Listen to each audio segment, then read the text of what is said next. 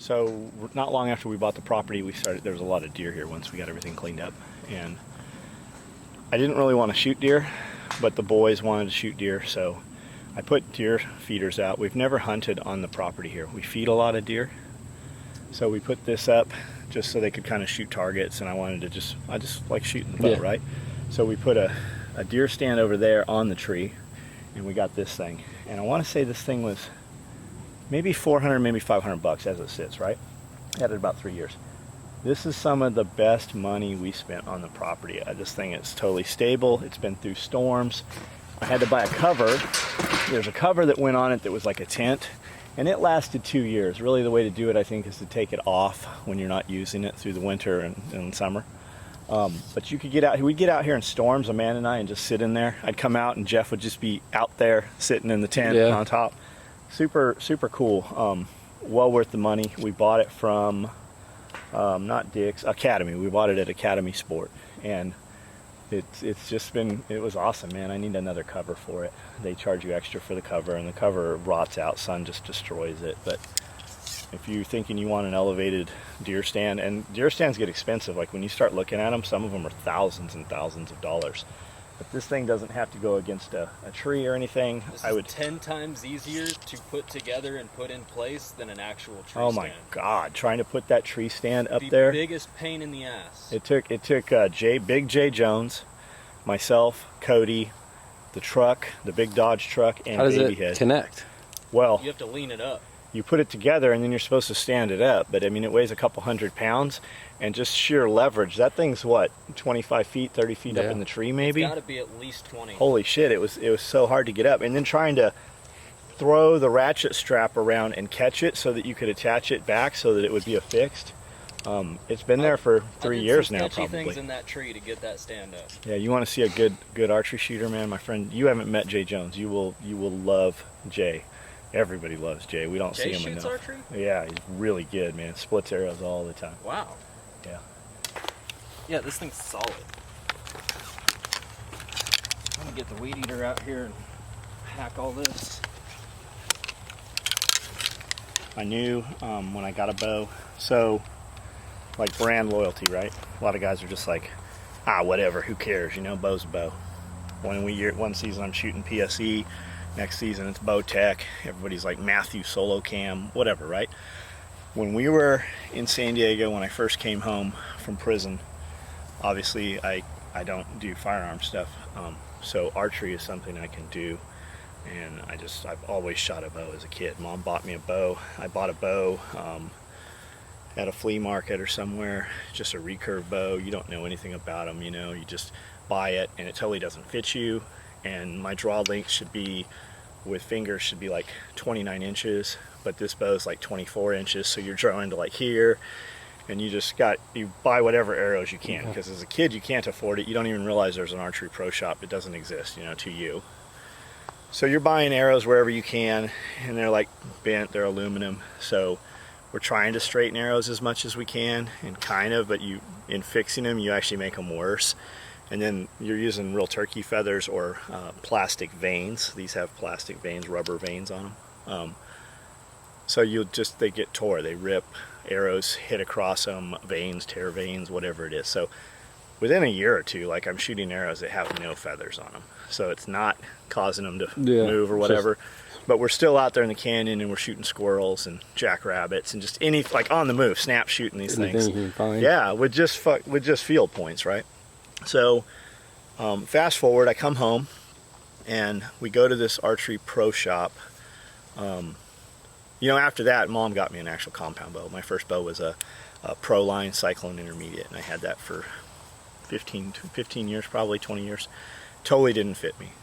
And I didn't know anything. I'm shooting a compound bow back then, 3 fingers. I didn't know anything about a release. So I'd get about 24 shots off, and then my fingertips would be bleeding and whatever. I just didn't know. So I meet up with this, we go to a lot of archery shops, and one shop's telling you Bow Tech, another shop's telling you Matthews, another shop's telling you PSE.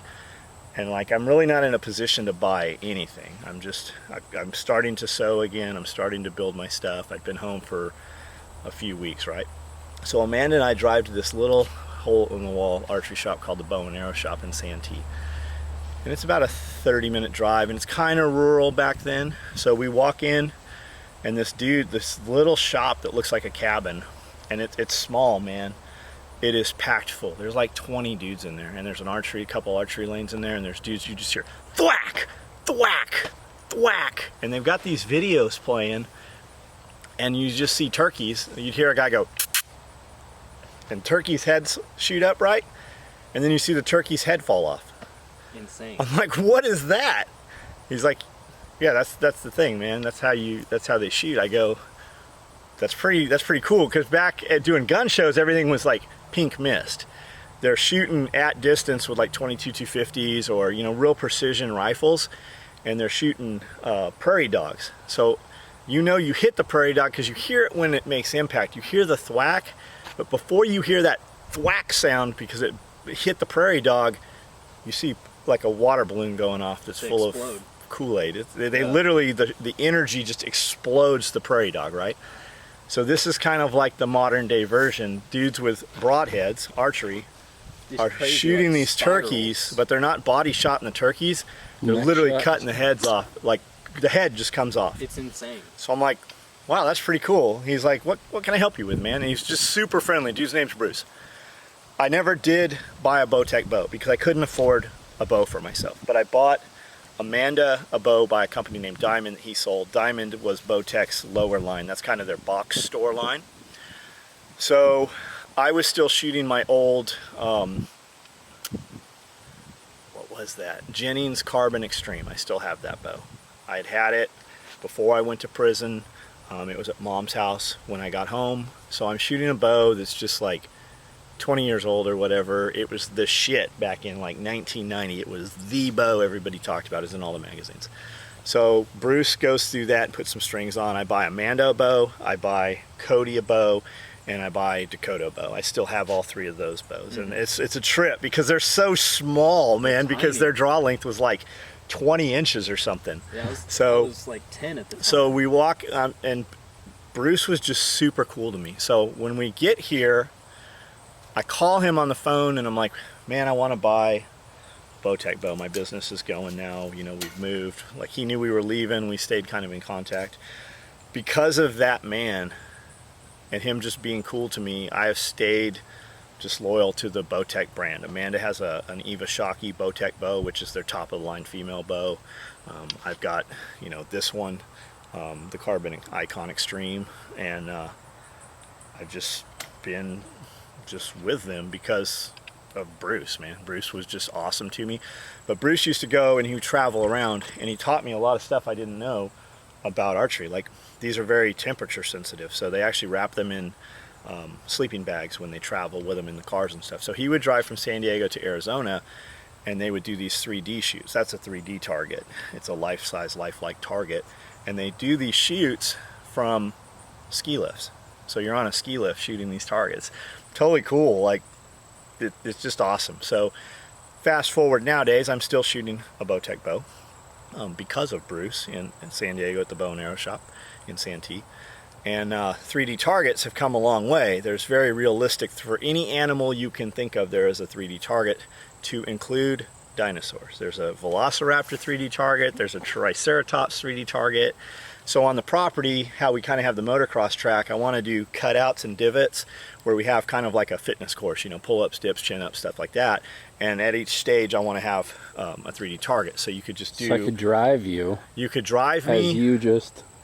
You could drive me. We could jog between targets, get your heart rate up, and then, you know, shoot targets. But just kind of something for everybody. You know, when people like come to the party and they have no idea what we do, but there's always something at every party, whether it be the animals, the machine guns, you know, the artifacts, the razors, the dirt. There's, no matter what you are into, if you come to one of our parties, there is something that we have in common, and it doesn't have to be at all business or what we do business-wise. So, just a cool little story.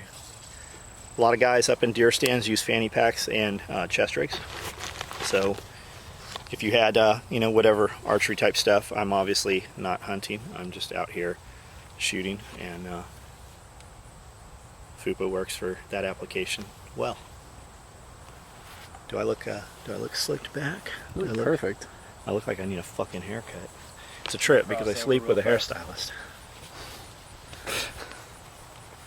By osmosis, from 15 years of sleeping with a hairstylist, I should be able to pretty much just cut my own hair. But if you're not confident that I can cut my hair, I will be happy to cut your hair first. Plus, I got a friend that I got some friends. I got one friend cuts Miss Versace's hair, and he's like the man, right? At Paul Mitchell. So because I'm friends with that dude too, I think I can cut hair pretty well also. Is that like tattooing? I can tattoo. I've done many tattoos. There you go. I've done many. Every tattoo on my friends, every SOE tattoo on my friends, I get to tattoo for like 5-10 minutes. I just do the finish shading in them. But I'm pretty good. I got a nice light hand. You won't even know that it's happening, and I'll just put whatever you want on you. Hey, I trust you. You ready? Mm-hmm. You better turn this up really fast. Okay. Okay. Critique me if you are a good archery shooter. If you have some tips, some pointers, just leave them slide into the DMs, you know, on YouTube here. Not really, just leave a comment, like and subscribe. Am I supposed to start here, or am I supposed to start here? Am I supposed to draw with my back arm, or am I supposed to push the bow forward? Nose on the string, looking through there, knock back this little thing here, whatever this is, that thing, in the pocket of my lip, finger into the pocket of my ear back here, nose on the string. Did you see that? I just split that arrow in half. Did you see it? Go look. Think we split an arrow?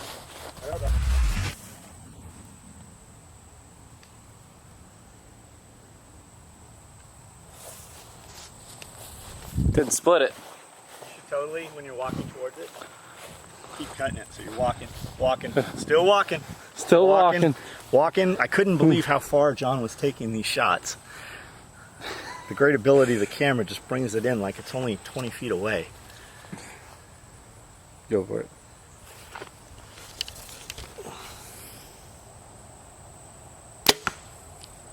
You see that? It actually was right there in the group, but it touched that feather, the other one, and kicked it up about 2 inches. Oh, okay. That's what really happened. Really? Yeah. You should go fishing with me. I once caught a fish this big. Pull those arrows for me. We'll shoot from up here, and then we'll go inside where it's not raining.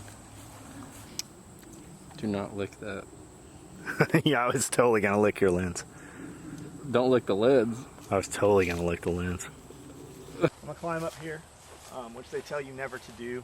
You know, that's the one thing I took away from hunter safety is do not climb with a rifle or bow. They actually brought a guy in during our class. Yeah, in a wheelchair. In a wheelchair, he fell out of a tree stand and paralyzed, like face down. The other crazy one, a lot of dudes, they fall when they're falling. They get impaled on their rifle. Can this hold me and you? Yes. Yeah, absolutely. You could come up here and have sex. You could. By yourself. By myself? By yourself. I'd aim a little low. Low. Okay. Are you ready? Like a little. You ready to be dazzled? I'm ready. You might want to get in that corner there. I'm ready to be How are there right ants up here?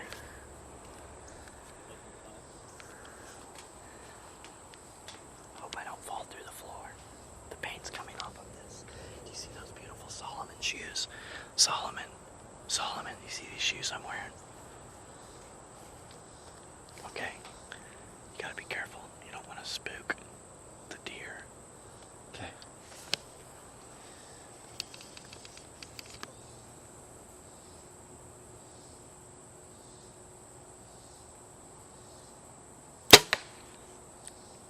You see that? That deer. I saw it. Okay. So the thing for you guys that don't know, I know a lot of you guys are archery shooters and are probably right now way better than me. For you guys that don't know and you're curious, the thing with the nose on the string, finger to the pocket, looking through the peep. This is the peep right here. The deal with that is that the reason I do that is so that it's repeatable every time. Anchor at the same point, finger on the trigger once I'm on the target, right? All of that is just same anchor point. It's so that I can reproduce the shot over and over. Because when I was a kid, prior to having a release and a peep sight and all the anchor points, you're just kind of freewheeling it. You're never in the same place every time. When you look at like archery off cowboy archery, or samurai shooting from horseback, it's very different. Us standing still, static, those dudes, very, very skilled, totally different skill set. Us, luckily, we're generally stationary, so by anchoring it, you kind of get the same. It's like cheek weld and shoulder placement on a rifle every time, right?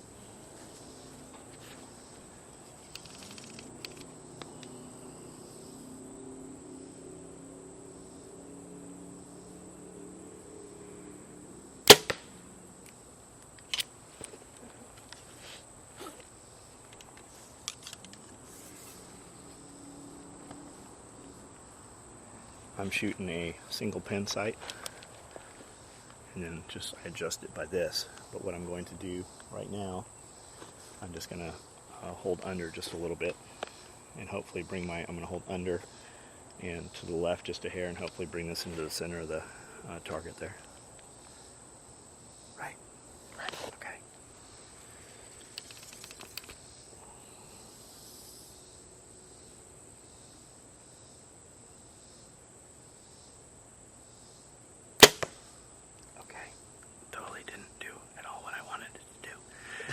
I'm tired. I jerked it a little bit. I did come over a little bit, right? But it's higher than the other two. I called myself aiming lower, but all right, you guys get the idea. Fupa, quad pod, archery. Really, you can use this thing. You're only limited by your imagination. If you have an application where you need something on the chest or around your waist, or something you can use for both of those, this little guy will do it for you. I use it every day. You do actually. You day. actually I do. use my yeah. Fupa every day, more than any You bag. probably use your Fupa more than anybody I know. Actually, now I that use I it think every about day, 8 to 10 hours a day. We should probably. I'll get behind your camera and teach you a couple things about videography. Okay. And I'll interview you about your Fupanizing. Hey man, I Fupa hard.